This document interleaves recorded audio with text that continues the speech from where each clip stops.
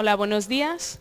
Vamos a empezar esta segunda jornada. Os presento el ponente de hoy, que bueno, conocéis seguramente, Rufino Hernández, director del Congreso y además profesor titular de construcción de la Escuela Técnica Superior de Arquitectura de San Sebastián y director del Máster de Construcción Sostenible e Eficiencia Energética de la escuela y además director del Grupo de Investigación Caviar de la UPV.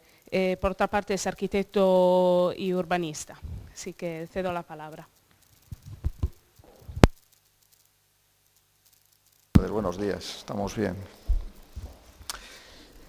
Como ya estuvimos ayer, pues ya, y además bastantes me conocéis, pues tampoco creo que hace falta mucha presentación. Voy a poner esto ya en grande, que estaba manejando otra cosa. ¿Qué es lo que voy a tratar hoy? Pues voy a tratar un caso práctico de la complejidad que tiene el buscar la sostenibilidad en un proyecto concretamente, en un edificio relativamente complejo y en un territorio que nos es complejo también porque no es el que habitualmente estamos manejando y que eso da lugar pues, a tener que abrir la cabeza y pensar de otra manera. Como es una situación que es previsible que se vaya a dar progresivamente más, especialmente aquí en España, pues por la penuria de trabajo que va a hacer que haya que trabajar más en el exterior, me pareció que era un caso interesante para comentarlo y para hablar. Se trata del proyecto del Centro Regional de Naciones Unidas en Panamá. Es el primer edificio que hace Naciones Unidas, para las agencias de Naciones Unidas, después del edificio de Nueva York. Naciones Unidas tiene muchos edificios de sus diferentes agencias repartidos por el mundo, pero no tiene ningún otro edificio que sea de todas las agencias en ninguna otra parte del mundo. Este es el primero que hace después de ese. Digo esto porque no es lo mismo hacer un edificio para un cliente que hacer un edificio para un cliente que a la vez son, como en este caso, 16 clientes, puesto que cada agencia de la ONU es independiente. Eso se suma al hecho de que el edificio es en Panamá, que es un país tropical y que tiene unas características diferentes a las nuestras, está claro, y además, pues, en una zona que es el Istmo de Centroamérica, con sus peculiaridades de que es un istmo y que entre dos continentes y que además pues, es una zona que por su origen pues, tiene unas peculiaridades tanto climáticas como sísmicas pues, también importantes. Entonces eso hace, como digo, que sea un caso pues, un poco peculiar y que bueno, reúne muchas cosas que son interesantes para comentar y para que las vayamos a comentar. He adaptado esto a más o menos la hora y pico que tenemos, porque bueno, pues daría para hablar muchas horas, y sí que me parece interesante que en la medida que haya aspectos que os parezcan interesantes los comentemos, porque bueno, yo en esto pues he manejado en cursos de máster y pues hemos llegado a estar hablando pues hasta casi 6 horas, 8 horas sobre distintos aspectos puntuales, ¿no?, que se van a tocar. Bien, lo que vamos a ver primero es un poco la introducción a cuál es el proyecto, qué es lo que se pretende. El proyecto inicial, este proyecto ha sufrido de momento 3 etapas. Un anteproyecto, un proyecto, el anteproyecto no lo realizamos nosotros, realizamos el proyecto y ahora estamos realizando una modificación del proyecto prácticamente sin solución de continuidad. Todo el proceso se está dando en aproximadamente 1 año y pico, con bastante rapidez, por temas como siempre políticos, de que hay que tenerlo para una fecha determinada, el edificio inaugurado con lo cual y funcionando, con lo cual pues todo se va acelerando. Vamos a hablar sobre la adaptación a las condiciones y requerimientos locales, luego unas conclusiones y luego pues, unas imágenes de qué es el centro, cómo es el centro de Naciones Unidas. Bien, el posicionamiento. ¿Qué es lo que se pretende o qué es lo que pretende Naciones Unidas con este proyecto? Pretende que sea un edificio modélico.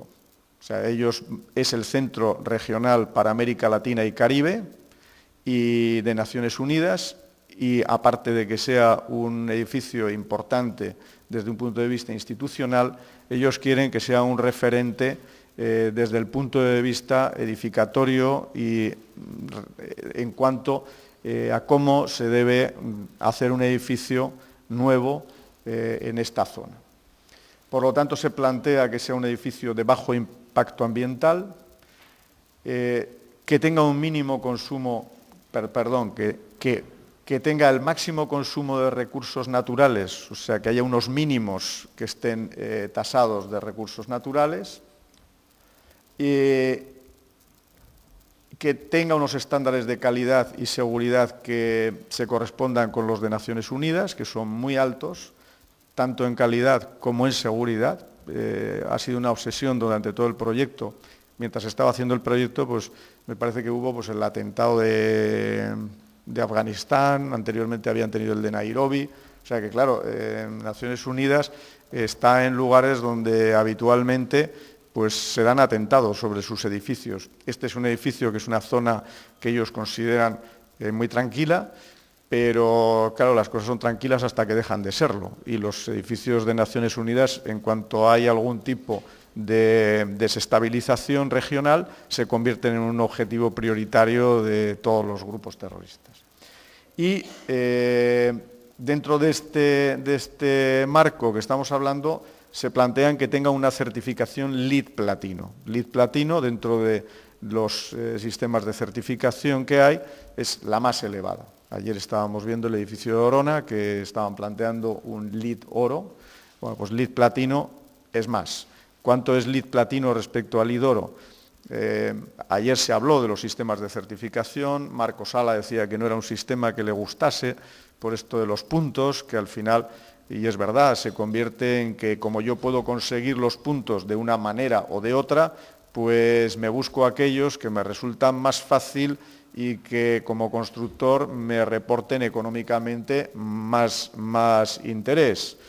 Es parcialmente cierto, porque la certificación LEED, como todas las certificaciones, parten primero de unos prerequisitos. O sea, no es solo tengo puntos, sino que hay unos prerequisitos, unos mínimos básicos, y a partir de aquí te voy dando ya puntos, y según los puntos te voy dando un grado mayor de calificación.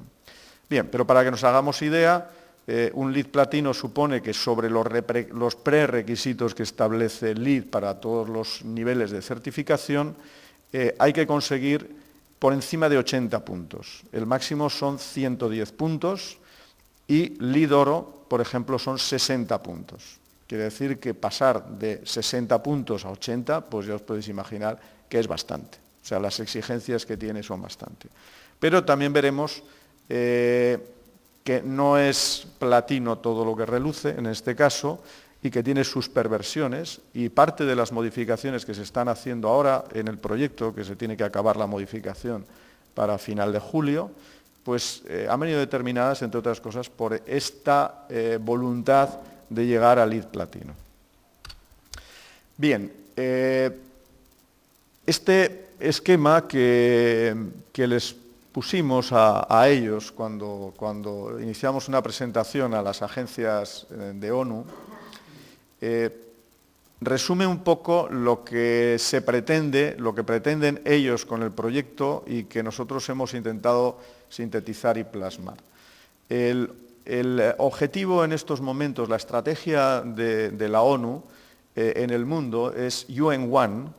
UN One quiere decir la ONU es una, y justamente este edificio corresponde a esa estrategia que lo que pretende es que la ONU sea entendida como una única institución, puesto que al ser un montón de agencias y un montón de programas los que tiene, que trabajan en general de forma independiente, no son vistos de una manera integrada. Y entre ellos, además, no interaccionan todo lo que deberían hacer y se producen problemas de coordinación entre las distintas agencias y los programas. Esto nosotros lo hemos sufrido en el edificio porque, bueno, os podéis imaginar que 16 entes autónomos que por este programa UN One les dicen tenéis que poneros todos en un edificio, empiezan a crujir por ahí cosas, porque evidentemente las formas de trabajar de cada uno son diferentes, pero planteamientos de que a mí me gusta la oficina paisaje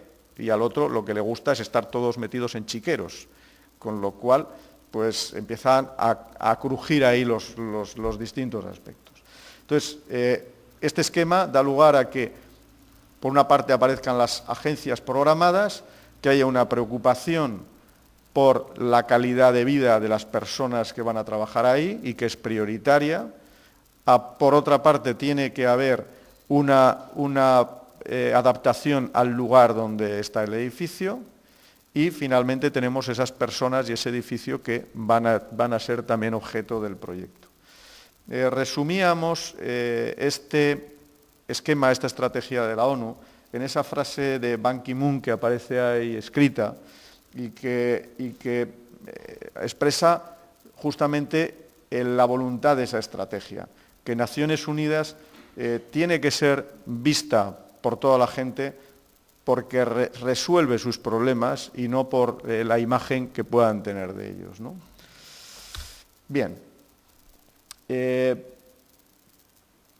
¿Qué vamos a trabajar aquí nosotros en este caso? Pues nos vamos a encontrar con un anteproyecto que estaba hecho y lo primero que hacemos es estudiar ese anteproyecto, estudiar la adaptación que hay a la situación que tiene el edificio, a las condiciones locales, a las funciones que se van a desarrollar de ese edificio y, por lo tanto, pues lo que se plantea primero es adaptar el edificio a las condiciones locales y luego alcanzar la mejor relación coste-beneficio en esas soluciones que se van a adoptar, porque el edificio, como siempre, pues surge o nace con un presupuesto aprobado y hay que intentar ajustarse a ese presupuesto.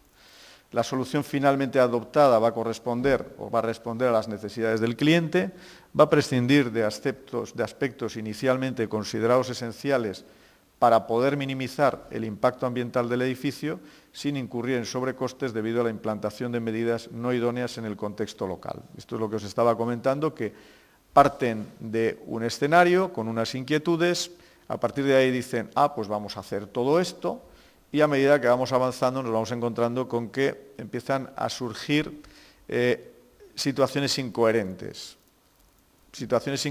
que son fruto de decisiones que se han tomado en muchos casos sin tener un conocimiento total y cierto de la realidad en la que se estaban moviendo.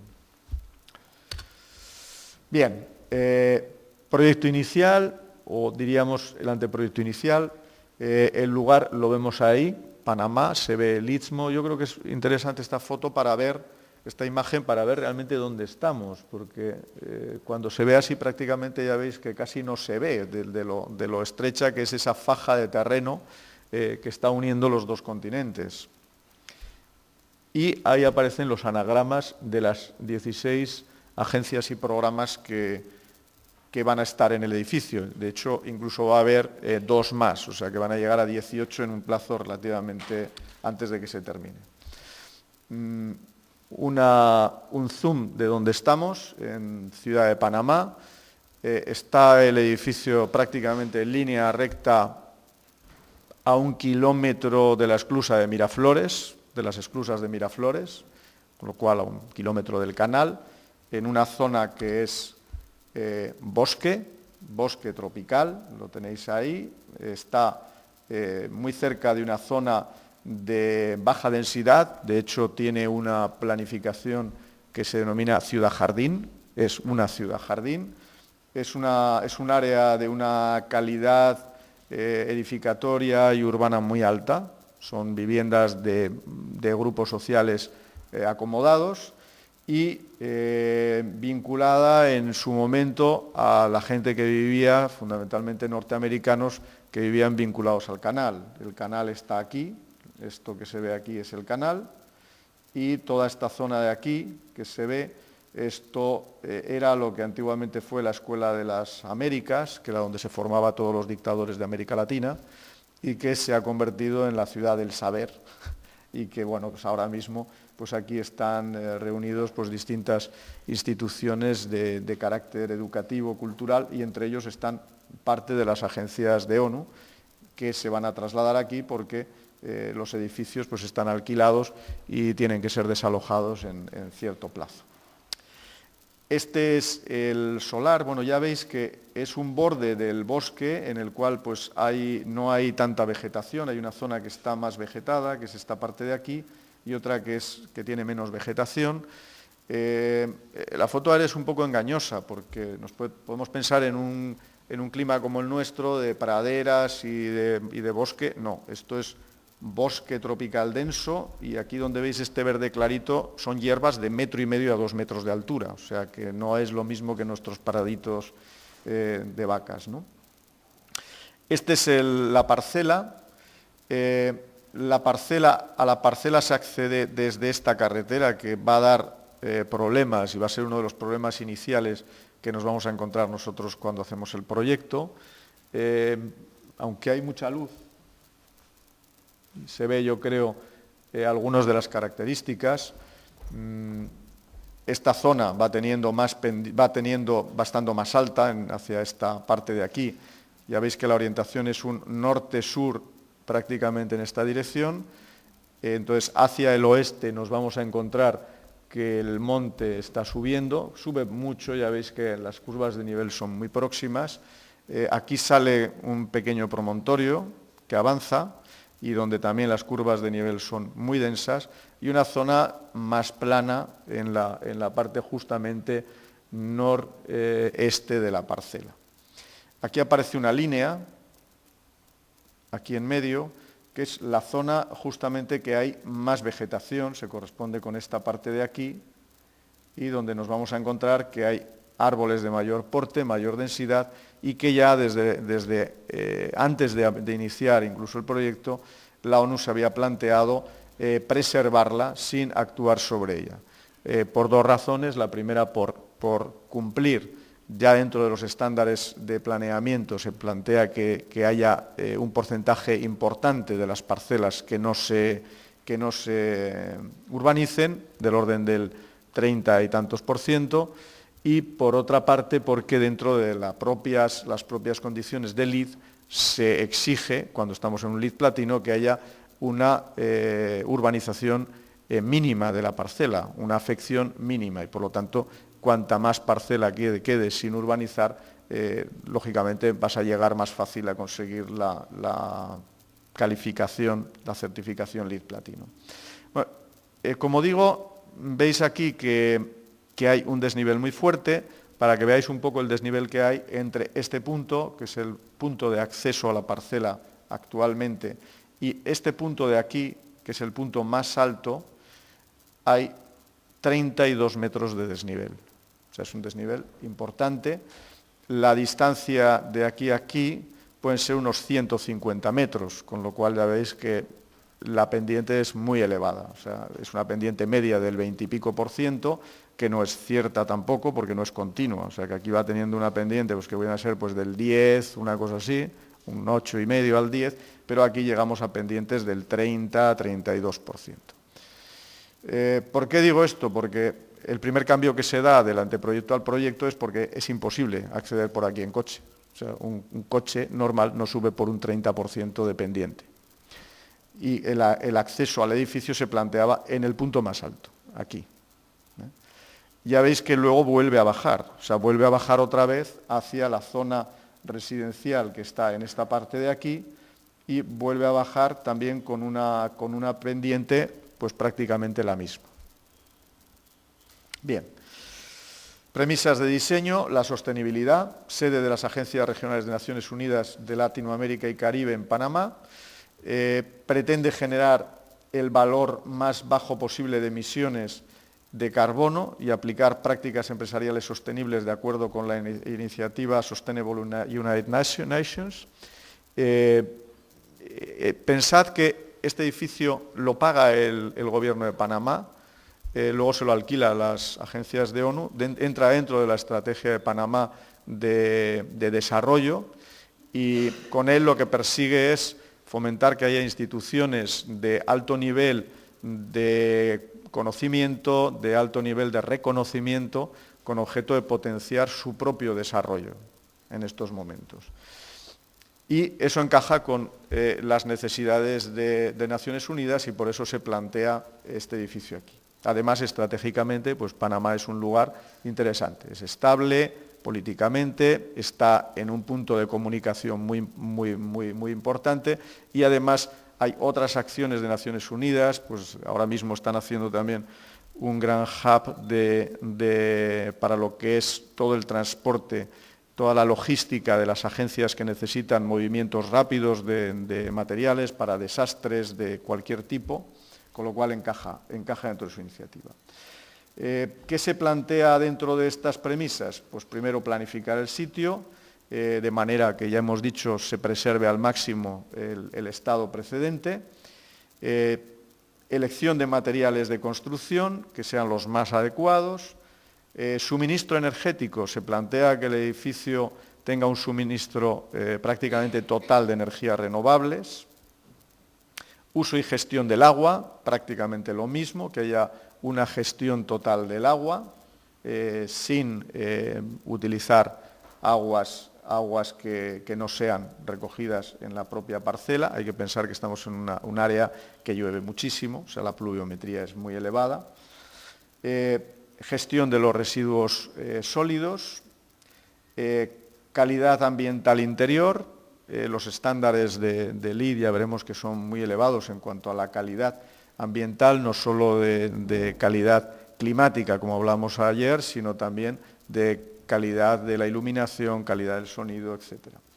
Funcionamiento eficaz y mantenimiento de las instalaciones y equipos. Este es un problema muy grande. Hay que pensar que el clima es muy duro, con una humedad relativa elevadísima, anda siempre, casi siempre, por encima del 80%, hay algún mes al año que incluso lo supera, con una temperatura que varía entre los 25 grados y los 35 grados, con lo cual, pues realmente, y con un ambiente relativamente salino, con lo cual, pues bueno, no es un problema para el mantenimiento de los elementos, con otra particularidad, que es un país todavía no desarrollado, con lo cual los equipos, las empresas de mantenimiento no tienen ni la experiencia ni el grado de desarrollo que pueden tener en uno de nuestros países, y que eso haya hecho también, haya condicionado las soluciones definitivas.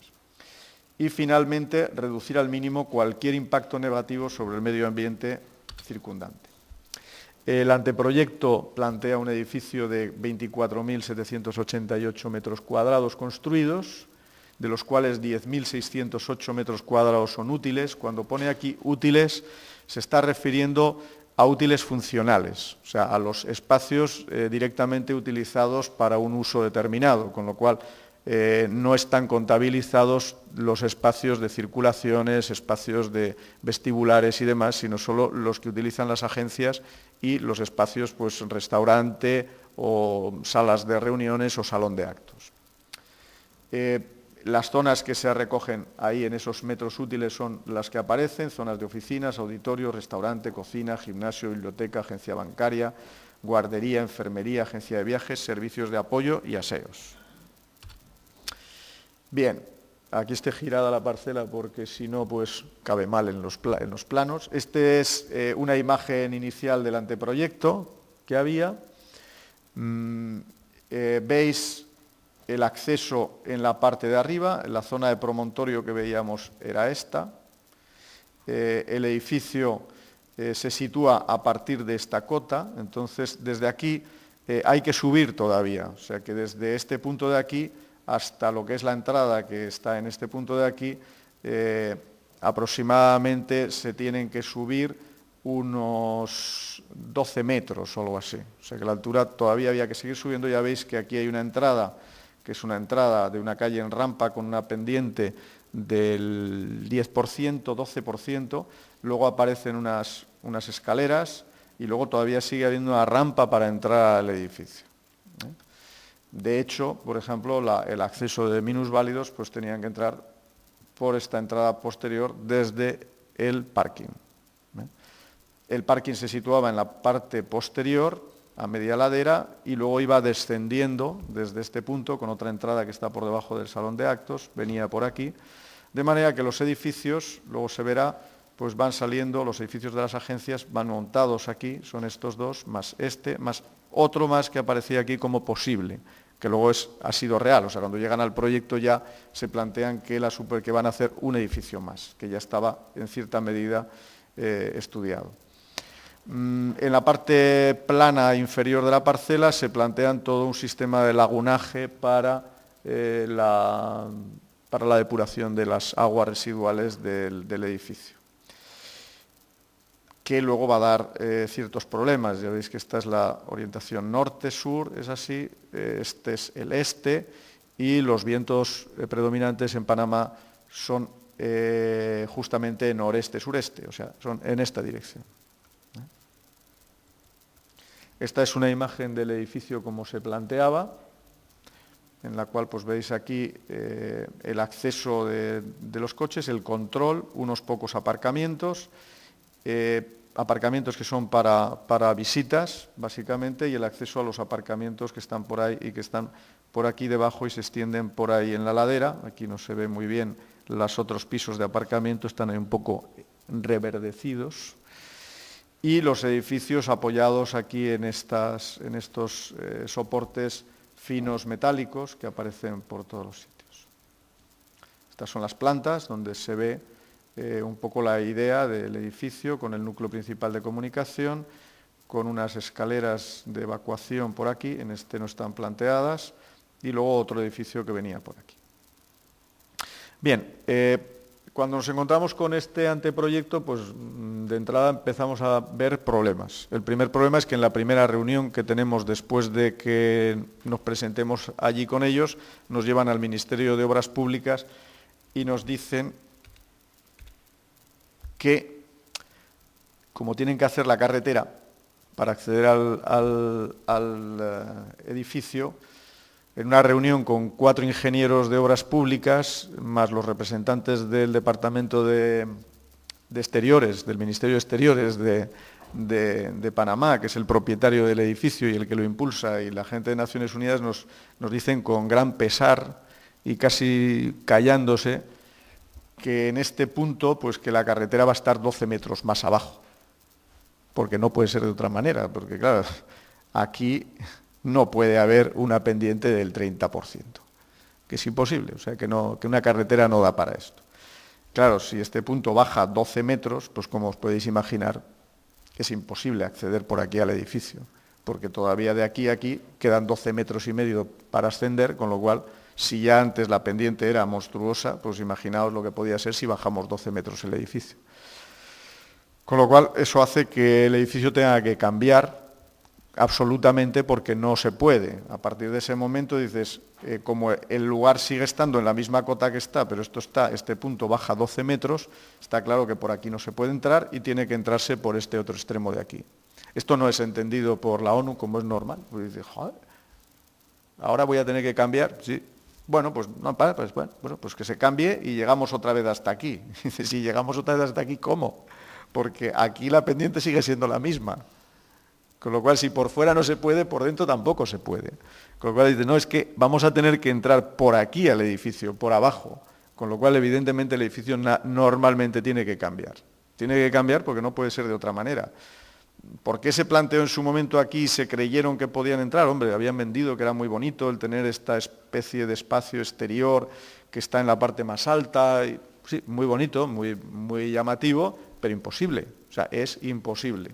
Aparte de que, hombre, pensar que pueda llegar Ban Ki-moon al edificio y que está ya mayorcito y que tengas que llevarlo aquí por la puerta trasera para entrar, pues no es muy apropiado. Ban Ki-moon o cualquier otro dirigente que van a hacer una entrada, pues hombre, relativamente protocolaria, ¿no? Entonces, empiezas a ver que hay cosas que no encajan. También hay cosas que se empiezan a ver que no encajan, y es que el edificio que hay, dices, bueno, aquí se ve todo lo que son, estos son espacios de uso.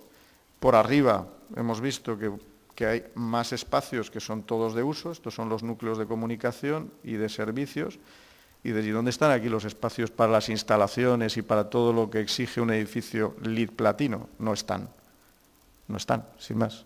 Entonces dices, pues va a faltarnos mucho espacio, porque en un edificio de estos podemos tener tranquilamente un 15-20% de espacio destinado simplemente a instalaciones, servicios y demás, y más en un edificio de este tipo.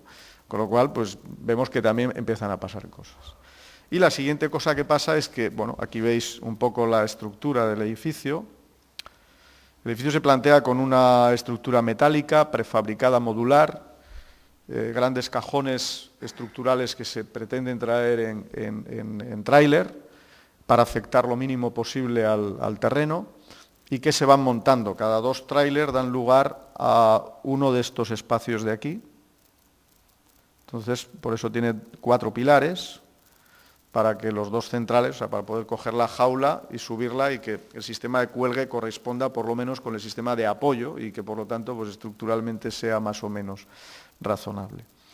Bien, esta estructura se ve que es muy fina y claro, el siguiente problema que nos encontramos es que el grado de sismicidad de Panamá es 9 y esto no resiste 9 ni de globo. O sea, si habéis visto la imagen, pues hombre, pensar que esto va a resistir un sismo grado 9 es absolutamente una utopía.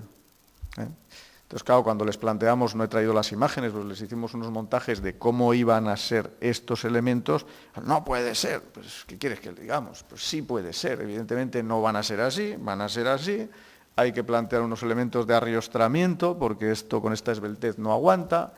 Y claro, esta imagen que tenéis no es.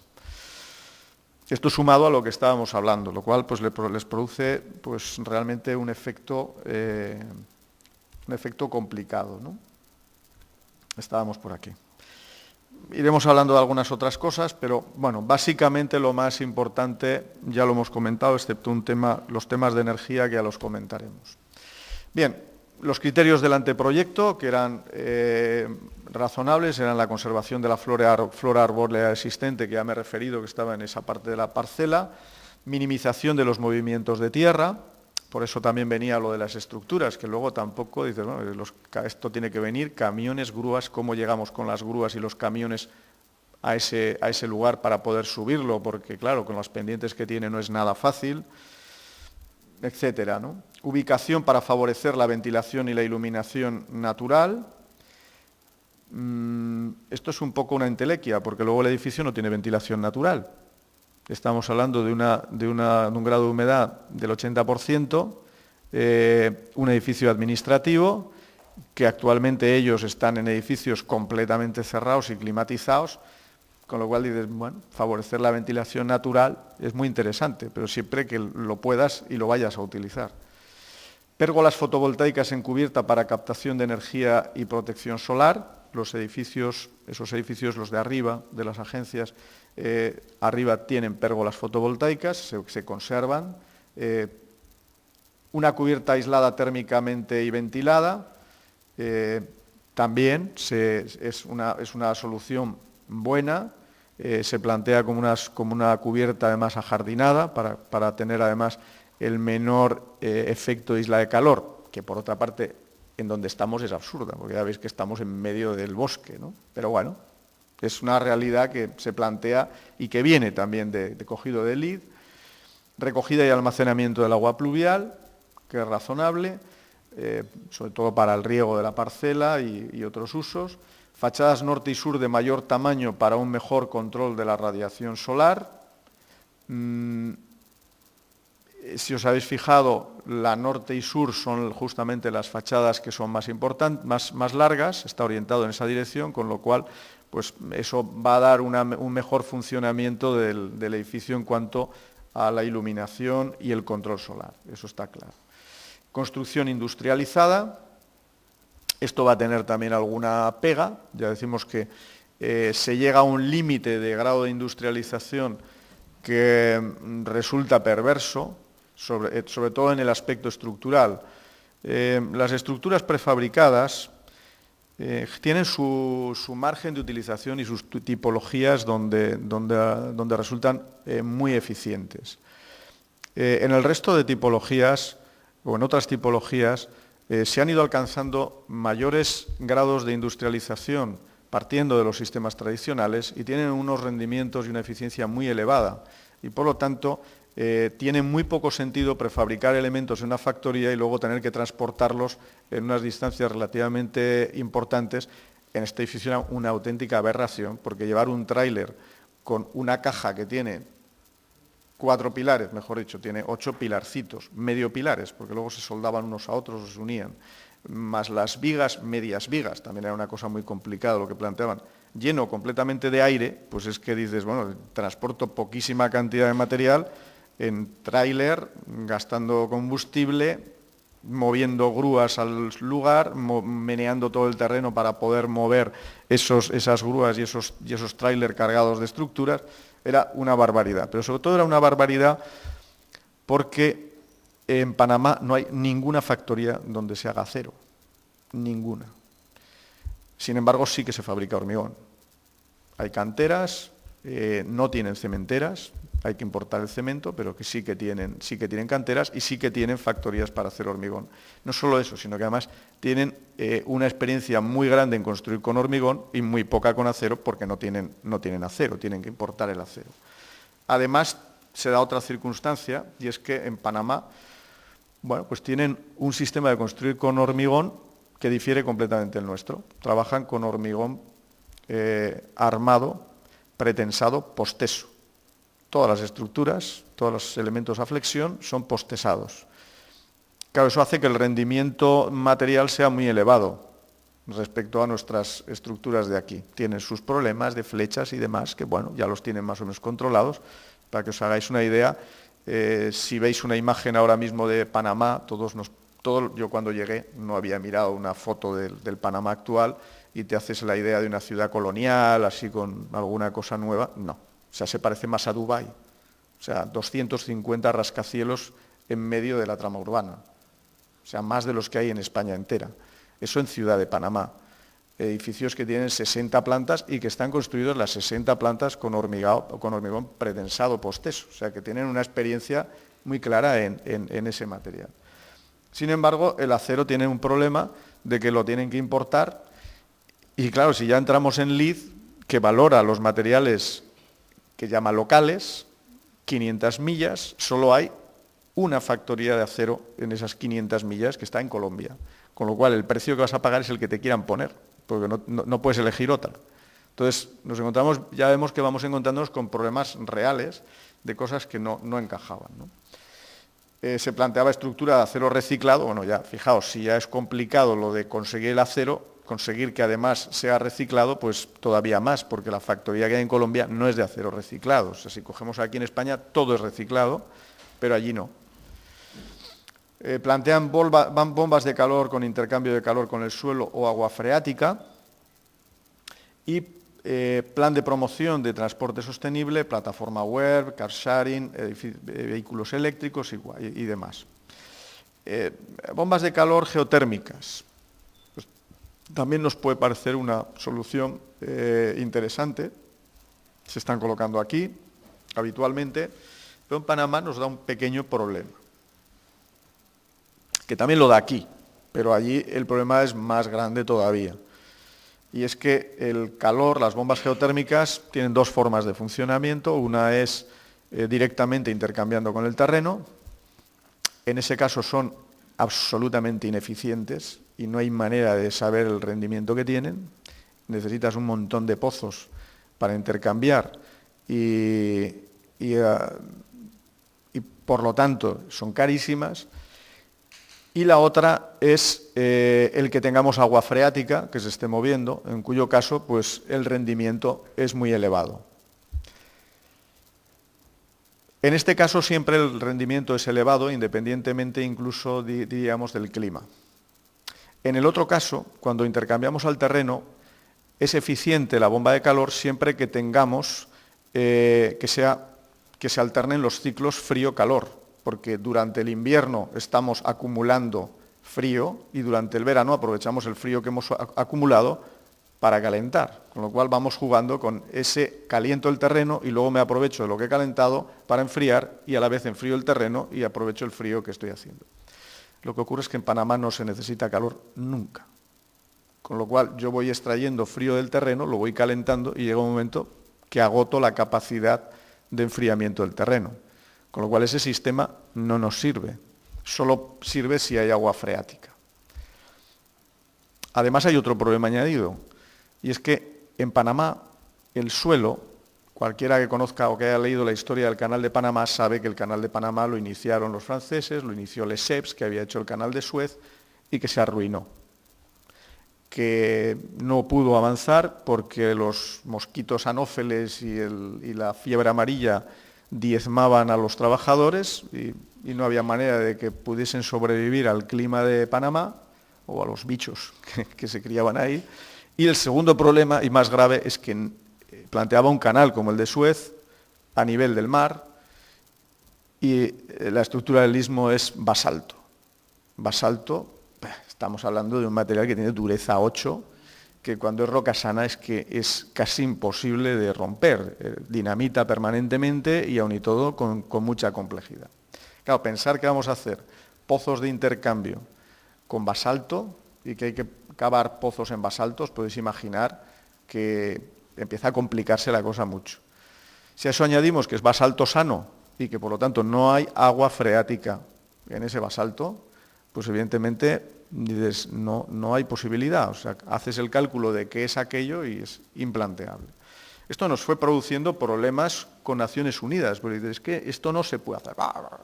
Explícale a 16 agencias de ONU que además han aprobado el anteproyecto, que tenían sus expertos, cada agencia, agencia del medio ambiente, todas las agencias, que han intervenido que, bueno, pues que se han colado, que tenían un problema con la carretera, que tenían un problema con las bombas geotérmicas.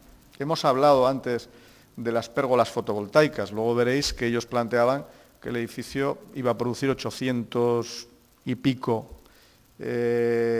megavatios año de potencia eléctrica y que con ello cubrían el total del edificio. Esta era la pretensión de Naciones Unidas. En el propio anteproyecto hay una contradicción porque dice que se produce esa cantidad y que se necesita el doble.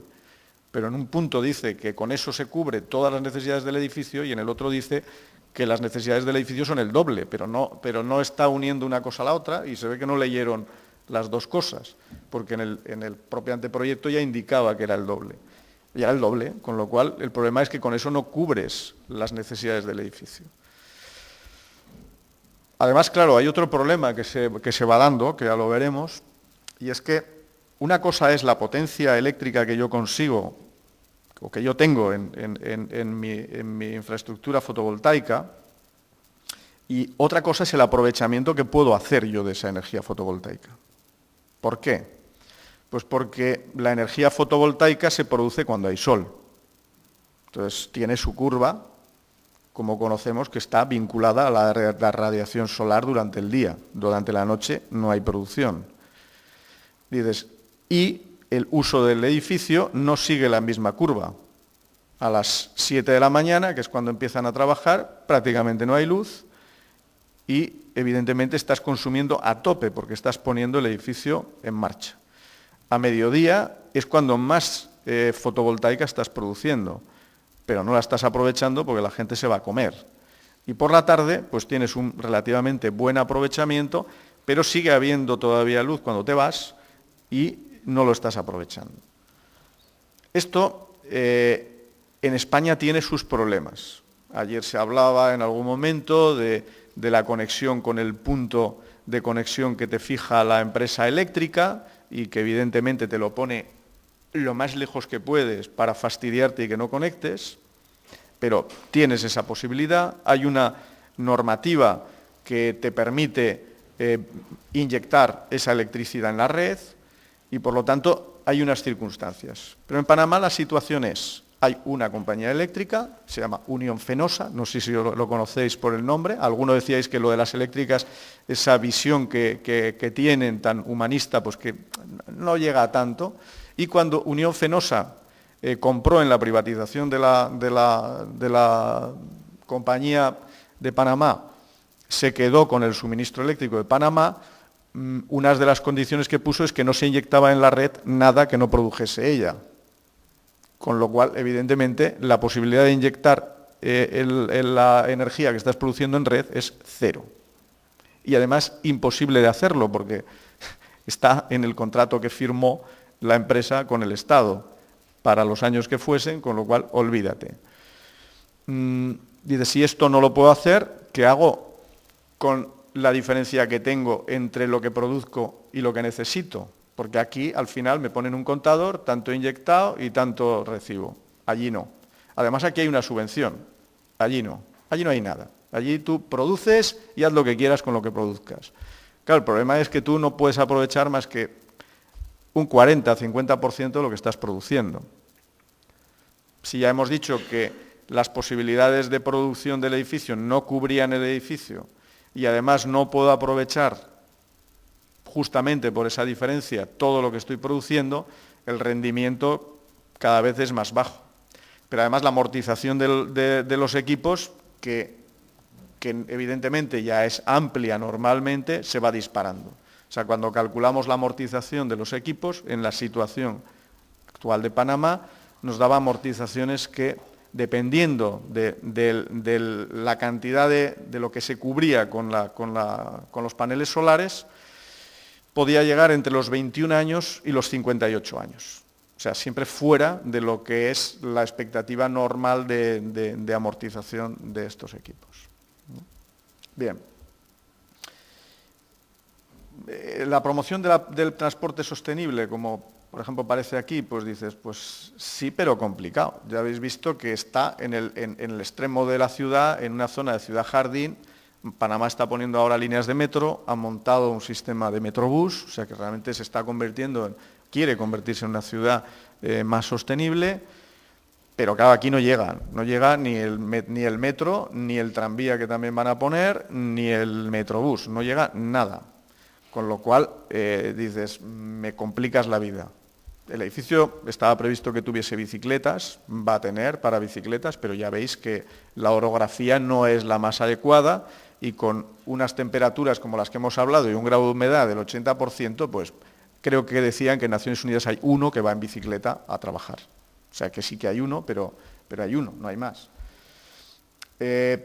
Coches car sharing, pues puede ser, pero el problema es que la gente se mueve mucho porque cada uno tiene trabajos muy diferentes, entonces es difícil conseguir acoplar distintas gentes para utilizar los mismos coches, etc. Vehículos eléctricos, pues también se plantean en el edificio, pero tampoco hay unas condiciones, porque dices, me salgo de aquí con el edificio, llego hasta Ciudad de Panamá y ¿qué hago con el edificio? O sea que, claro, eso se puede dar cuando hay una estructura de red de carga y descarga, de carga de eléctrica, que te permite poder cargarlo en otro sitio, porque si no, claro, tengo que volver a cargar a mi edificio, no hay nada más. Entonces, hay una buena voluntad, pero te estás chocando con la realidad del lugar, que no es la realidad de aquí. Uno de los problemas del anteproyecto era que no habían asimilado la situación del edificio en Panamá. Cuando están trabajando, la impresión que da es que van trabajando distintos equipos, que van aplicando recetas que son convencionales, de buenas prácticas, pero las aplican como si estuviesen aquí. Y entonces, claro, cuando aplicas algo como si estás aquí, cuando te lo llevas allá, pues metes la pata. Por eso os decía que me parecía un caso interesante por ver cómo estrategias que aquí son perfectamente válidas e interesantes, llegas allá y se convierten en auténticos desastres, ¿no? Bien, el anteproyecto plantea la climatización por bombas de calor de intercambio con el terreno y agua freática, ya hemos hablado, distribución de agua fría por techo radiante, en el proyecto se va a mantener, luego pasarán cosas, agua caliente sanitaria con el calor residual de la enfriadora, se va a mantener, y la instalación fotovoltaica de 864 megavatios hora año, que es lo que comentábamos, prevista para generar una cantidad de energía equivalente o superior a la consumida en el uso diario del edificio. Esto es lo que había previsto. Requerimientos. En el momento de realización del anteproyecto se ignoraron algunas de las limitaciones urbanísticas y tecnológicas que suponía la realización del edificio deseado, como he comentado, necesidad de más servicios para el funcionamiento de las agencias de ONU, por ejemplo, el LID Platino, pues te plantean, ni LID Platino y LID Oro, un área para reutilización de materiales. O sea, yo esta impresora pues no la necesito, la dejo en este cuarto y otra agencia viene, la coge y se la lleva porque le viene bien. Bueno, pues eso ocupa sitio, todas estas cosas necesitan espacio, ¿no? Necesidad, bueno, todo lo que es seguridad, pues necesitan sus cuartos para vestuarios, etcétera. O sea, vas viendo y se van necesitando espacios.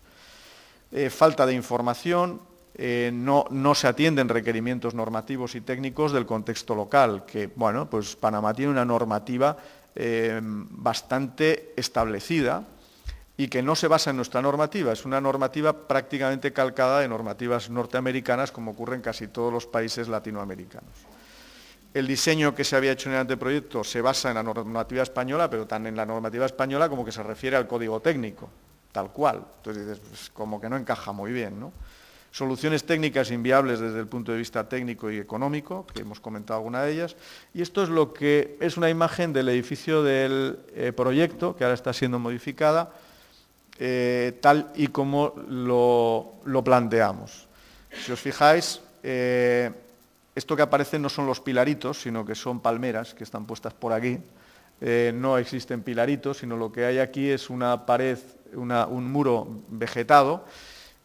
¿Por qué vegetado? Pues porque, claro, en este cambio del edificio, Naciones Unidas dice, es que hemos vendido este anteproyecto, lo han visto ya y lo han aceptado en Nueva York, y no podemos ir con una cosa que no sea parecido a esto. Y dices, pues es que no se va a parecer, o sea, sí que se va a parecer en los 4 edificios de aquí, más o menos, porque si se siguen conservando los 4 edificios, con sus amplitudes y demás, con su posición, pero claro, no se puede conservar todo esto porque antes entrabais desde aquí y ahora entramos desde abajo. Y claro, los aparcamientos, para que esto, bueno, para minimizar además el espacio de ocupación del terreno, porque yo os decía, no toco el terreno debajo del edificio. No toco el terreno, no es verdad, o sea, estás cimentando y luego además no toco el terreno, pero entre los cimientos había montones de depósitos de todo, de combustible, de aguas para reciclaje, de acumulación de aguas pluviales. Lo que dices es que no es verdad lo que estás diciendo. Una cosa es lo que dices y otra lo que haces.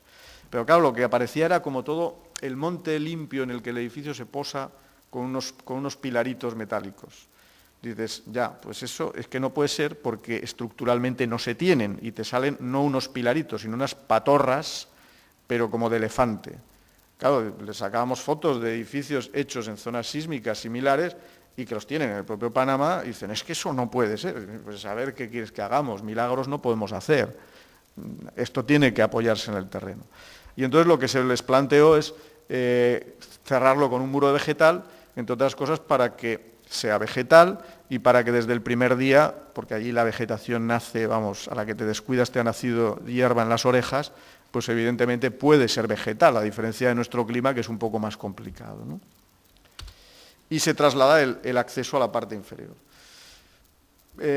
Requerimientos locales que había problemas con ellos, pues zona sísmica, clima tropical, desarrollo de la industria local y regional, que es la que es, y muy pequeña, nivel de desarrollo de nuevas tecnologías, también muy pequeño, el urbanismo que hay allí, la accesibilidad, que es un problema tremendo. Los edificios de la ONU tienen que ser accesibles en todos sus puntos para todas las personas. No me vale lo de decir, y te pongo una rampa para minusválidos. No, todos somos minusválidos. O sea, tú tienes que poder entrar por cualquier punto. O sea, lo que habían hecho no es válido, no lo admite ONU. O sea, lo que quiere es accesibilidad total sin discriminación.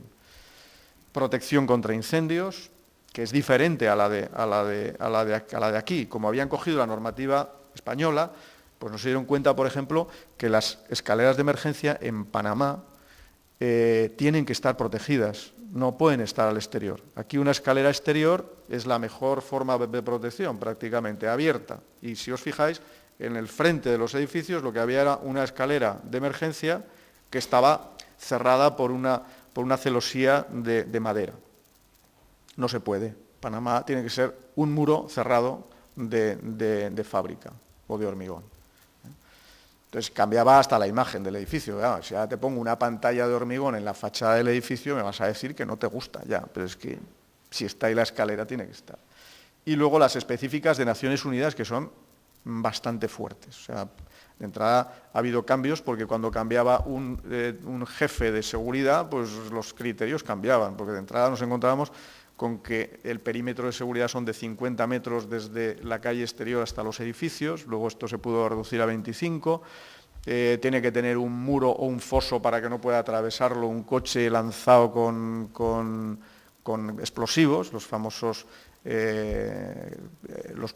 coches bomba con suicidas. Entonces, bueno, todo este tipo de cosas había que tenerlos en cuenta. Y luego las exigencias del LEED Platino. Bien, no se habíamos dicho, como habíamos dicho, todos los servicios necesarios, y la modificación del proyecto básico exigió la adopción de soluciones más óptimas, no óptimas, desde un enfoque coste-beneficio y de impacto ambiental. Los viales de acceso no estaban definidos cuando se hizo el proyecto básico, estaban con esas dudas sobre lo que iba a haber, y de hecho todavía no hay unos viales definitivos, que ya lo comentaremos. Limitaciones técnicas de las soluciones propuestas, uso geotermia, ventilación natural, uso de materiales, limitaciones económicas. El edificio prácticamente tiene el doble de superficie de lo que estaba previsto y el coste, pues claro, no se plantean que pueda subir al doble ni mucho menos, con lo cual pues había que buscar soluciones que fuesen más baratas. Esta es una de las plantas del edificio actual. Ya veis que de aquellas plantas que eran absolutamente abiertas se pasa a una planta muy compacta.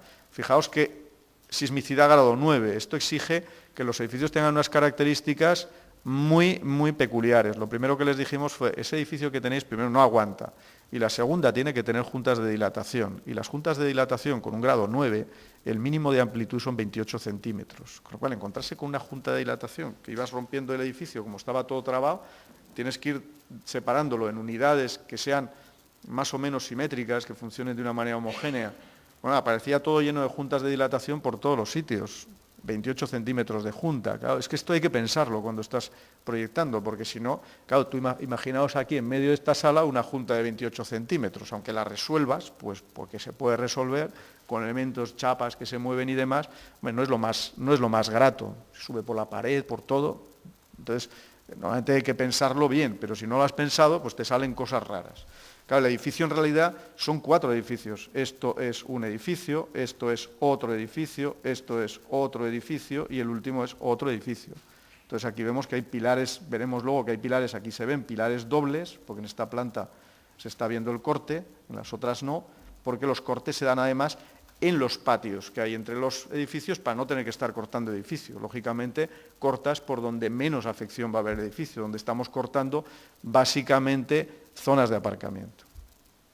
Bien, la estructura de hormigón se hace con hormigón reforzado con armaduras pretensadas postesas, que es la forma de trabajo normal de Panamá. No tiene ningún sentido que hagamos una cosa diferente, puesto que es lo que hacen y lo saben hacer muy bien. Tiene mayor resistencia sísmica y, obviamente, menor coste. Esto nos costó unas peleas contra el representante de UNDP, pero de guerra total. O sea, nos quería sacar del proyecto. O sea, una cosa tremenda porque, según él, tenía que ser de acero porque eso era reciclable, que era... Luego hablamos con los técnicos de UNDP, explicamos, dijeron, no, es correcto. Vale.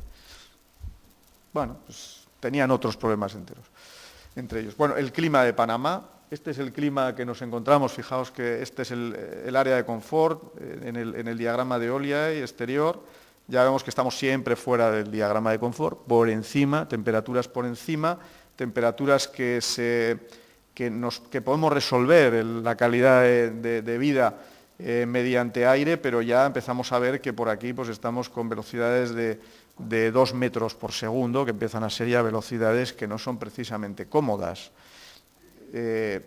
Siempre vamos a necesitar sombra, o sea que, bueno, pues son las circunstancias que hay. Si cogemos el Giboni para interiores, pues ya vemos que estamos...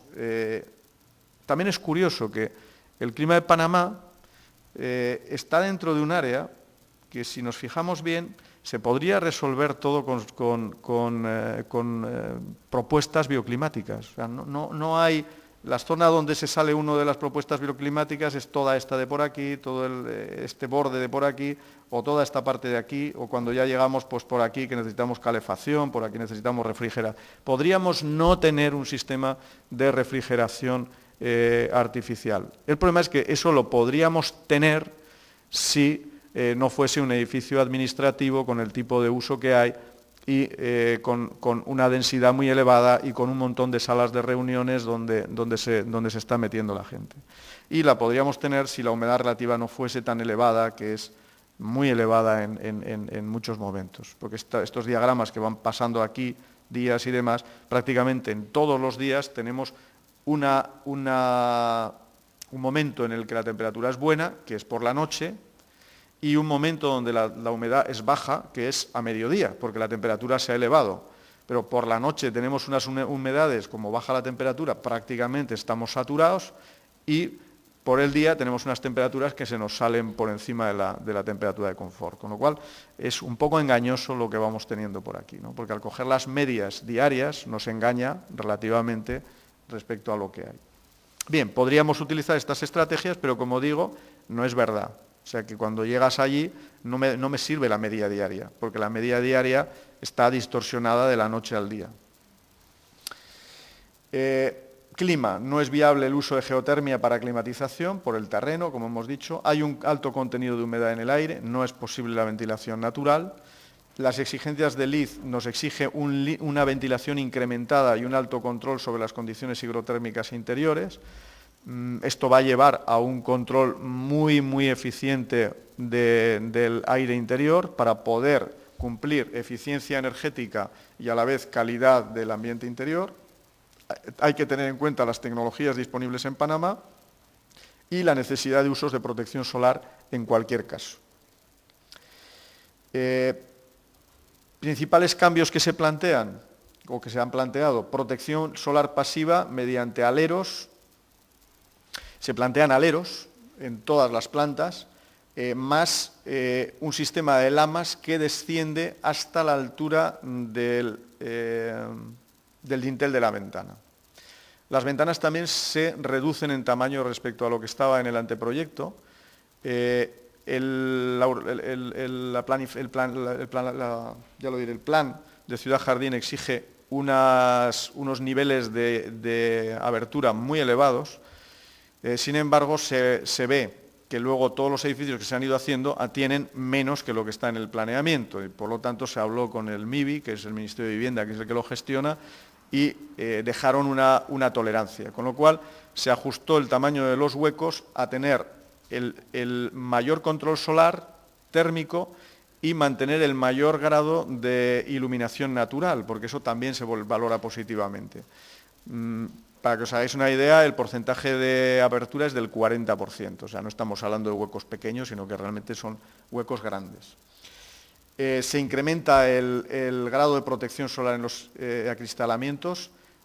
Desde una transmisión de 0,76 pasamos a 0,30, o sea que realmente aumentamos mucho, intentando mantener también el control cromático, que haya la menor variación cromática, y mantener la mayor coeficiente de iluminación. Se sustituye el sistema de geotermia por enfriadoras de alto rendimiento con compresores de levitación magnética, con los cuales se consigue un grado de eficiencia de 3,41, que ya veremos que es prácticamente similar a los sistemas de geotermia si funcionásemos aquí. Allá el otro es que es inviable y evidentemente no tiene esas posibilidades.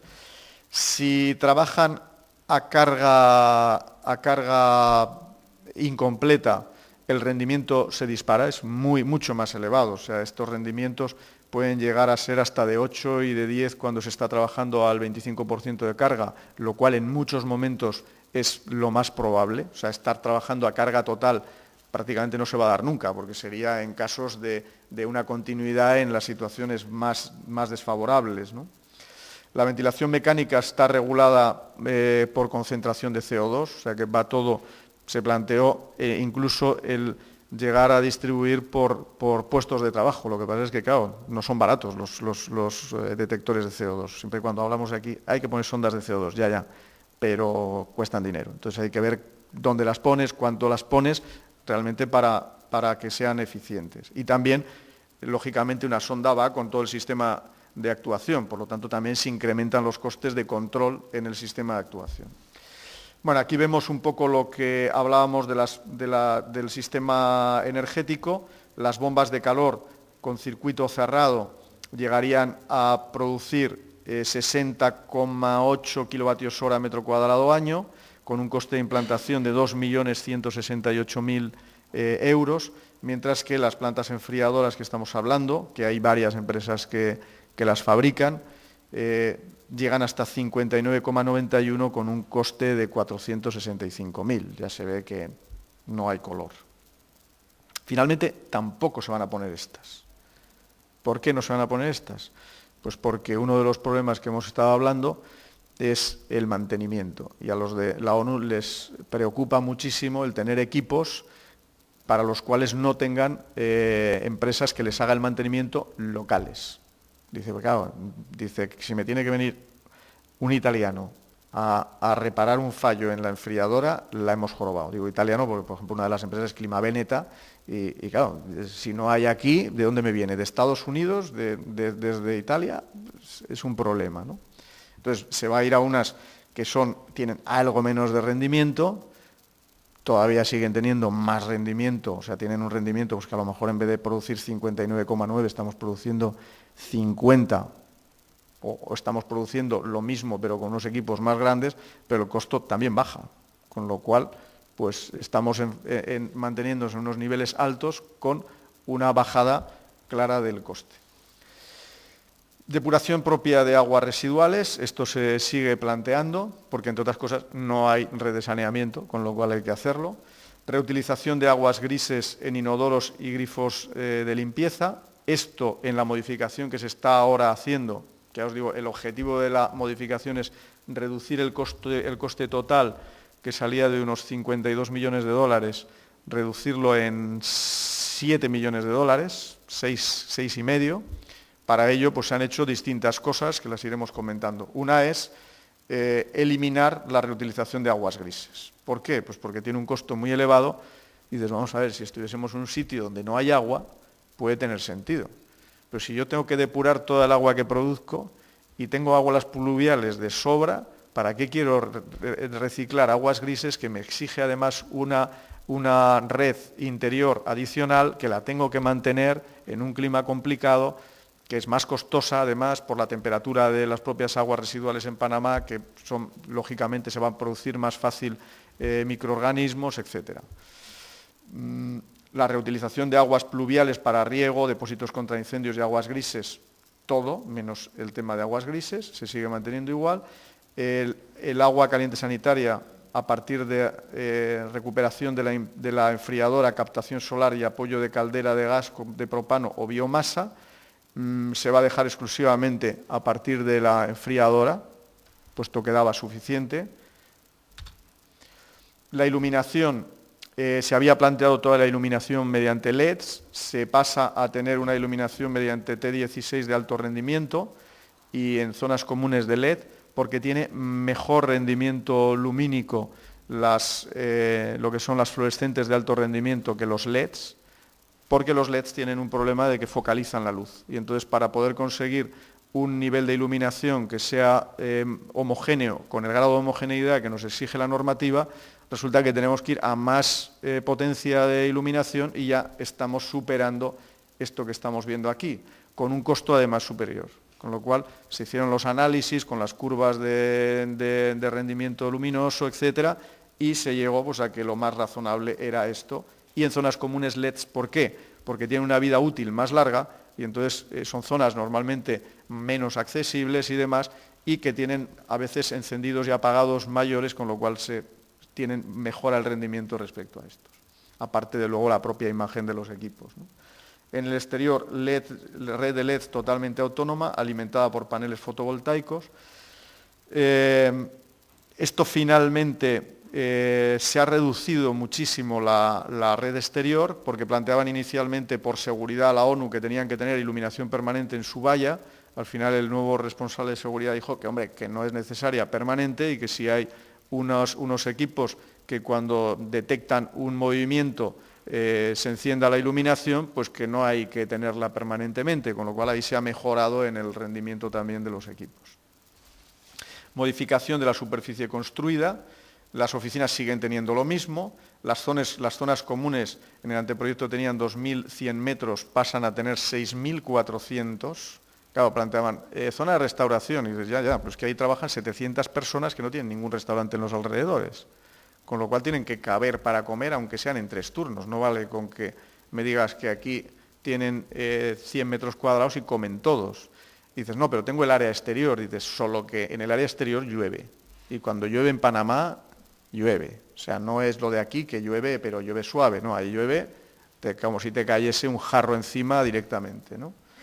El parking planteaban 11.956 metros cuadrados, se plantean 25.000. Ya veis que hay un cambio radical, ¿por qué? Por el cumplimiento de la normativa de Ciudad Jardín y el cumplimiento de LID. Esto es otro de los cambios que se está produciendo ahora. ¿Qué pasaba? Que en el anteproyecto decían, yo pongo estos aparcamientos aquí, que son claramente insuficientes, pero en el resto de la parcela tengo sitio para que si faltan poder hacerlos. Lo que no decían era que estaban en la parte de abajo y que no tenían acceso, con lo cual no existían, y es que los necesitan. Con lo cual, pues salían todos estos aparcamientos. Ahora se está dando un cambio, ¿por qué? Porque finalmente han decidido que la carretera no la llevan por allí, la trasladan a una zona que no tienen que subir el mogote ese que estábamos viendo, y en ese movimiento que hay de la carretera, la parcela se va a ampliar hacia el este, con lo cual vamos a poder reducir este número de aparcamientos subterráneos y sacarlos fuera, porque la parcela se amplía en una zona donde sí se pueden hacer aparcamientos. En ese movimiento, además, el edificio se viene hacia adelante, con lo cual se desempotra del monte, con lo cual tenemos unos menores costes de reataluzado de toda la parte de atrás, que era tremenda, porque claro, al cortar con el edificio había que volver a ataluzar toda la parte de atrás con unos costes importantes de movimientos de tierras y demás. Entonces, al venir hacia adelante, reducimos todo ese movimiento de tierra, reducimos movimientos de tierra en excavación también de cimientos, y de todas estas cosas es de donde se va a reducir esos 6,5 millones de dólares. El total ya veis que se pasaba de 24.000 a 85.800, un incremento de 85% de superficie construida. Ahora se va a reducir una planta de parking y se va a reducir un poco más. Se van a reducir aproximadamente pues, unos 4.000 metros cuadrados, con lo cual pasaremos a unos 40.000, que es más o menos lo que necesitaba el edificio sin el incremento que se había producido por tener que meter todos los aparcamientos dentro. Pero ya vemos que aun y todo de 24.000 a 40.000 la diferencia es muy grande, por superficies que no se habían considerado. La instalación fotovoltaica, esto es un corte, esto serían las pérgolas, la terraza, el sistema de control solar, la generación que se produce es de 509 megavatios año, mayor que la que estaba prevista, aun y todo cubre el 36% de la energía necesaria, sin que se haya cambiado nada del edificio, tiene algo más de superficie, la superficie de aparcamientos tiene iluminación natural, con lo cual se pretende que no utilice prácticamente. LID platino, la localización de la parcela imposibilita, entre comillas, el cumplimiento de los requisitos del LID platino, los dificulta hasta tal límite que no tiene sentido. Por ejemplo, las medidas, lo que decimos, no son adecuadas al ámbito local. El uso únicamente de materiales regionales limita la calidad y puede suponer un sobrecoste importante. Se calculó que el sobrecoste por empresas de allí, que podía llegar al 20% por ser LID platino. ¿Por qué? Pues porque claro, cuando te hablan de 500 millas en Estados Unidos o en Europa, bueno, pues 500 millas son 800 kilómetros, es razonable para encontrar casi de todo. Pero cuando te hablan en el Istmo de Panamá, es que lo que tienes alrededor es agua. Y solamente entra un trocito de Colombia y un trocito de Costa Rica. En Costa Rica hay poco y en Colombia, en la zona esta caribeña, hay poco también. Con lo cual, es prácticamente imposible llegar a cumplirlo, ¿no? Reducción de aguas de escorrentía tiene un coste elevadísimo debido a que te obliga a recoger todas las aguas de toda la parcela y tener que almacenarlas para poder luego ir infiltrándolas. Entonces, bueno, ya veréis lo que se había previsto de depósitos y demás, que es enorme. Estuvimos planteando el hacer una recogida superficial, pero claro, como la parcela sigue bajando, pues realmente no hay manera de poder represar en ningún sitio fácilmente. Y el reciclaje de aguas grises significa un incremento importante de presupuesto, poco justificado por la pluviometría, como hemos comentado. El proceso de diseño incorpora, como hemos dicho, todas las estrategias que se consideran razonables y en las cuales además hay madurez tecnológica en el nivel local para poder responder a ellas y, por lo tanto, pues significa un acercamiento del proyecto a los compromisos ideales y, por otra parte, a la realidad física del lugar donde estamos. Este es el edificio en la parcela. Como os decía, este es el proyecto, pero no la modificación. La carretera, que esto enlazaba por allí, es una autovía que lleva a una zona de hospitales y de zona de grandes frigoríficos para toda la mercadería local. Y la carretera, que como os digo viene por aquí, pues va a venir por aquí y en vez de subir este mogote que venía por aquí y que aquí hay un mogote muy grande que es el que hay que subir, esta zona de aquí, lo que va a venir la carretera es por esta zona más baja. Al venir por esta zona, por esta zona más baja, ahora no quiero ir para atrás, sí, por esta zona más baja, la parcela va a aumentar algo de tamaño por aquí, con lo cual se va a poder aprovechar esta zona para aumentar el aparcamiento. Y evidentemente pues se mueve el edificio hacia adelante, con lo cual no se empotra tanto en toda la zona vegetada y con arbolado que hay ahora mismo. Y por lo tanto no hay que reataluzar toda esta parte. Bueno, esto es lo que es el proyecto sin la modificación que ahora se está realizando. El acceso, el aparcamiento exterior, el acceso al aparcamiento interior por aquí y el acceso principal por aquí. Hay que pensar que, claro, cuando vienen personalidades, dejan aquí a la persona que vayan a dejar y luego viene por aquí y entra al aparcamiento, que es lo que normalmente se hace, ¿no? La gente de fuera, cuando vienen trabajadores y demás, vienen por esta otra y entran por aquí y los que son exteriores no entran al edificio y utilizan estos aparcamientos por aquí. Esto es un vial de seguridad que exige la ONU, para control del perímetro. Claro, este vial tenía 32% de pendiente. Este es un vial para vehículos todoterreno, no, por aquí no puede subir un vehículo normal, ¿eh? Y, como os decía, es accesible en todos los puntos, con lo cual ya veis, estos otros caminos por aquí que aparecen, estos sí que tienen que ser accesibles para toda la gente y para llegar, por ejemplo, a esta zona de aquí, se plantean esta rampa para poder llegar aquí a un acceso peatonal, que además pues, se utiliza, pues hay una zona de gimnasio y que puedan venir por aquí, luego puedan salir por aquí y llegar a todos los sitios. Entonces el edificio, paso rápido, pues bueno, estos son las agencias, esta es la zona de aparcamiento que abraza a lo que es el vestíbulo principal que está en la parte inferior, esta es la planta baja, paso rápido, lo que es el vestíbulo principal, con el salón de actos, una sala complementaria para que cuando hay actividades que no son que hay gente que no se mueve dentro del edificio, no tiene por qué pasar de aquí. Esto es parte de aparcamiento para los vehículos de ONU y esto es zonas de servicio, que antes ya veis que no aparecía ninguna. En las siguientes plantas, esto ya son toda una planta, que es la planta que se llama 0, que es la planta donde están todos los servicios de todas las agencias, los núcleos de comunicación principal, los núcleos de emergencia se llevan a la parte de atrás, puesto que tienen que estar cerrados y no tiene ningún sentido que estén en la fachada como estaban, y aquí ya empieza el aparcamiento. Bueno, estos son zonas de servicios, guarderías y demás. Aquí es donde están, en esa planta 0 es donde están todos estos servicios, de manera que la gente exterior al edificio se mueve siempre en el vestíbulo y en la planta 0. Y aquí ya solo la gente que va a subir a las distintas agencias. Lo que es el funcionamiento, desde el parking, la gente de las agencias sube directamente, hay sistemas de control por tarjeta. La gente exterior, que tiene que pasar por el vestíbulo y tiene control también de todo, porque ahí se controla, pues como cuando entras a un edificio público, que te controlan todo lo que lleves hasta los bolsillos. Lo que es el funcionamiento en la planta 0, que es más libre porque no tiene porque no se sube a las agencias. Luego aquí es donde está cada una de las agencias. Esto fue también una locura, porque hay agencias que ocupan mucho, otras que son pequeñitas. Entonces, hacer el puzzle, nunca llegabas a que los edificios se completasen, o te sobraba o te faltaba. Entonces, bueno, pues hacer este puzzle tiene su miga. Luego, fulanito no se lleva bien con menganito, o sea, todas estas cosas de vecindad que son habituales, ¿no? Esta es la imagen del edificio.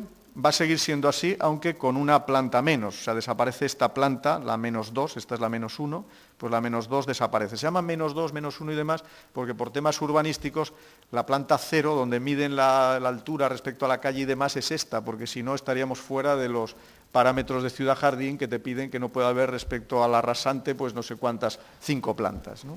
Como pasa aquí, pues parecido. Bueno, esta es una imagen del edificio que ahora cambiará porque se viene hacia adelante.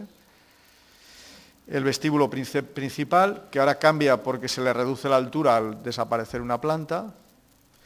El salón de actos, que también cuando estaba ya el proyecto hecho, pues de una agencia dijeron que les daba claustrofobia y que querían que hubiese luz, y entonces, bueno, pues dijimos, pues vamos a tener luz. Entonces toda la zona de atrás realmente se abre hacia la parcela, que es una zona bonita, ajardinada a través del muro ese vegetado.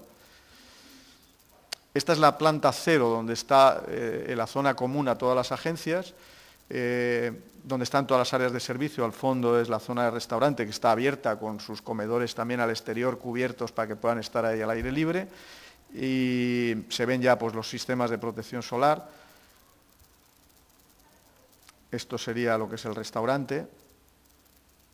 Las salas de reuniones, cada agencia tiene, aparte de haber salas de reuniones comunes como es esta, luego las agencias tienen salas propias. Dedican muchas horas a reuniones. Esta sería una de las plantas de oficinas. No se distribuyen porque luego cada agencia puede hacer lo que quiera, o sea, se le entrega la planta, aquí tienes tus puestos, tus tomas y luego ya verás tú lo que haces. El edificio de noche, lo que se plantea, y el análisis de la certificación platino de LEED. Los 5 puntos que se miran: Sustainable Sites, Water Efficiency, Energy and Atmosphere, Materials and Resources, Indoor Environmental Quality. Y vamos viendo un poco, bueno, ahí venían las estrategias en cada una de ellas: en emplazamiento, gestión del agua, energía y atmósfera, materiales y calidad del aire interior, y qué es lo que se plantea en cada uno de los sitios. En lo que está referido al lugar, pues lo que se está planteando, ya veis que la selección de emplazamiento y su desarrollo son elementos fundamentales si se desea conseguir un buen diseño. De aquí ya entra mal, porque te valoran los brownfields. Esto es un suelo prácticamente virgen, o sea, puntos fuera. La categoría de Sustainable Sites fomenta y minimizar el impacto del edificio en los ecosistemas y cauces de agua. No se puede llegar del todo, por lo que hemos dicho.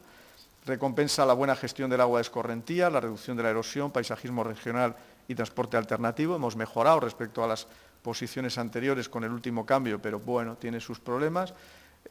Se plantea transporte alternativo mediante vehículos compartidos y vehículos eficientes, lo que son híbridos y coches eléctricos. Evitar con la edificación y urbanización isla de calor, permeabilidad del suelo. Todos los pavimentos se intenta que sean absolutamente permeables, todos los que están en el exterior, y lo que son cubiertas son permeables. Se recoge el agua de escorrentía. No vamos a recoger toda y pararla porque es un coste tremendo y no tiene mucho sentido porque es la misma que había y que va al mismo cauce que había. El 100% de los pavimentos exteriores tienen una emisividad alta para evitar el calentamiento del suelo y evitar el efecto de isla de calor.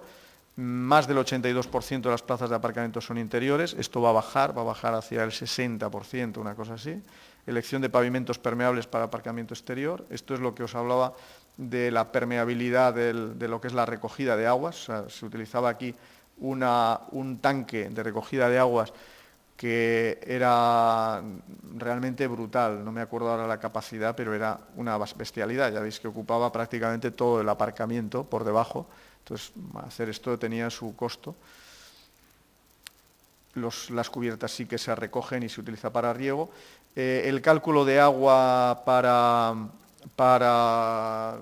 lo que es usos con agua pluvial, se hace un almacenamiento total de 323 metros cúbicos por mes, es lo que se necesita.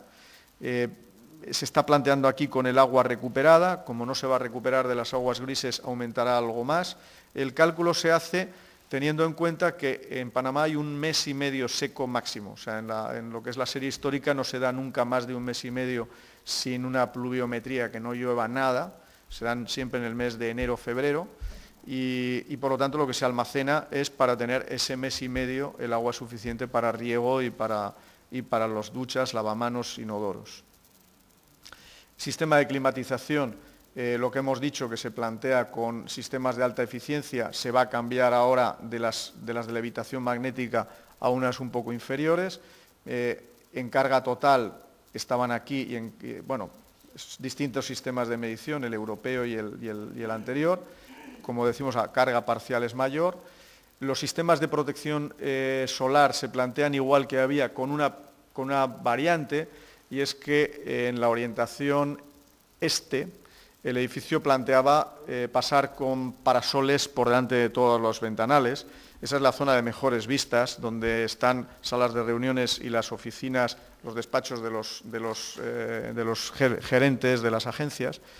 Y ahí tuvimos unas dudas de qué hacer, porque evidentemente el sol en una orientación este-oeste es horizontal, en los momentos que el sol está bajo, porque está o bien a primeras horas, desde las 7 hasta las 9 de la mañana, y luego por la tarde es menos problema porque no están. Y nos planteamos, si les ponemos parasoles, van a tener una visibilidad muy reducida. Además, para parar bien necesitábamos parasoles verticales, con lo cual teníamos que prácticamente negar la visibilidad del valle. Si no les poníamos parasoles, pues entre las 7 y las 9 de la mañana les va a entrar el sol.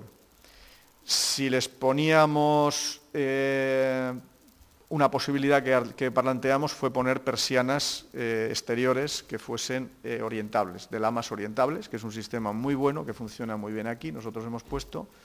Tienen un costo muy elevado, pero tienen un buen rendimiento.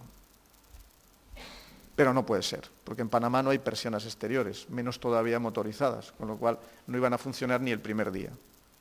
Con lo cual miramos lo que tenían y lo que tienen ellos es directamente estores interiores. Entonces dijimos, bueno, pues las 2 primeras horas del día, si les molesta el sol, que se baje en un estor o que se baje en una persiana veneciana interior. Calculamos el efecto que tenía energético, y el efecto energético era una pérdida de rendimiento de un 1%. Entonces entendimos que no está justificado el tener una peor calidad de vida interior por un 1% de rendimiento energético. Y ellos también pensaron lo mismo. Sí que se mejora el vidrio con vidrios de baja emisividad y protección solar. La energía renovable se plantea lo que se puede a partir de paneles fotovoltaicos, porque como habían vendido eso no han querido cambiarlo. El costo es absolutamente intratable. No tiene sentido ir más allá del 15%. LEED no da más puntos. Y LEED no da más puntos porque es una aberración, porque con lo que se da, con la situación que se da, hay que pensar que, por ejemplo, un sábado, porque yo he hablado de los días de diario, pero un sábado y un domingo que no trabaja nadie, tú estás produciendo electricidad y no la consume nadie.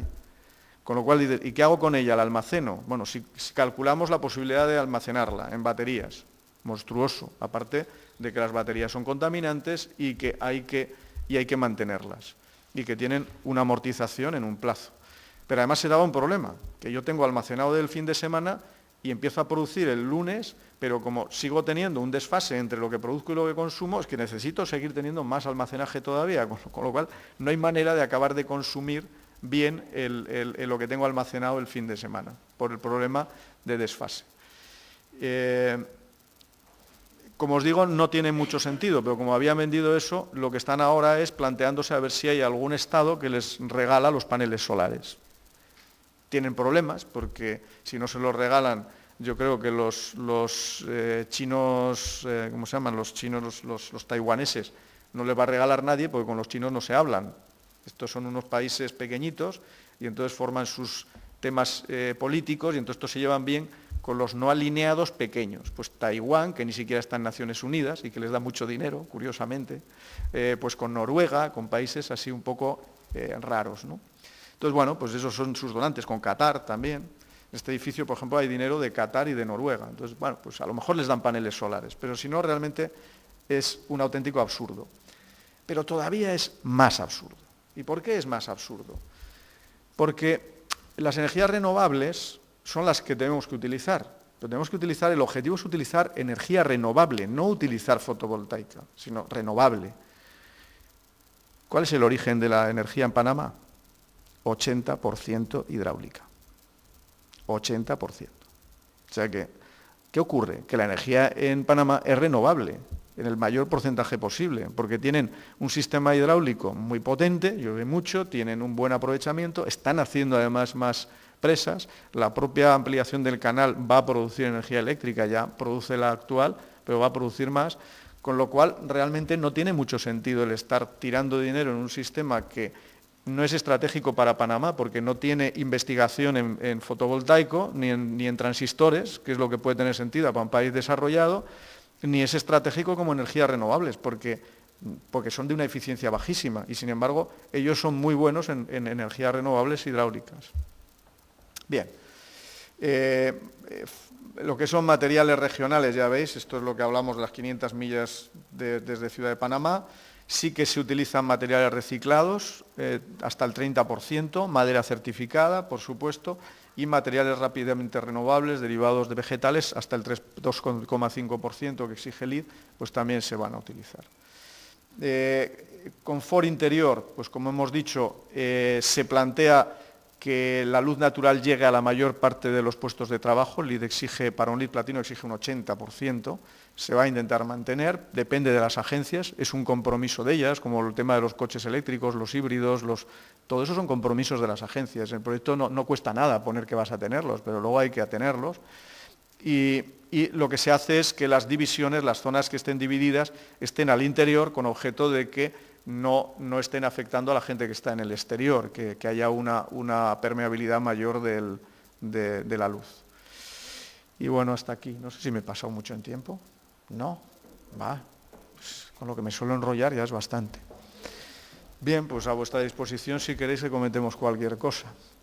En los cambios que os digo se están produciendo ahora, el objetivo, había dos temas, uno la carretera que era inviable y se cambia, y simultáneamente se aprovecha ese movimiento para reducir coste del edificio. Objetivo, reducir 6,5 millones de dólares y quedarse en los 42 millones y pico de dólares de coste, pensando en que además también reducimos movimientos de tierras, reducimos algunos de los aspectos que eran más dudosos, como lo que es el reciclaje de aguas grises, se mejora, o sea, adecúa mejor las eficiencias de los sistemas a lo que son las posibilidades y necesidades del país, no a llegar a conseguir más puntos de LEED, que evidentemente encarecen mucho, y se elimina, se evita ese punto de materiales regionales, porque evidentemente en Panamá es un absurdo. Bueno, a vuestra disposición.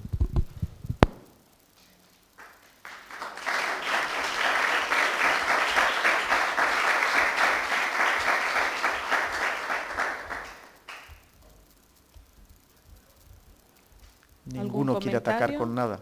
Eso es. Esa frase ha estado muy claro. No sé, a lo mejor no le interesa a nadie.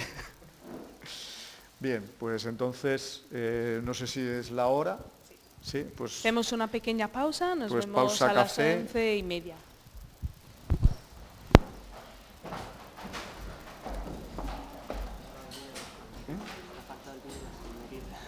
Ha falta el vídeo, pero es que no lo tengo. ¿No lo tienes? No, porque no me lo dejan. ¿Han pasado?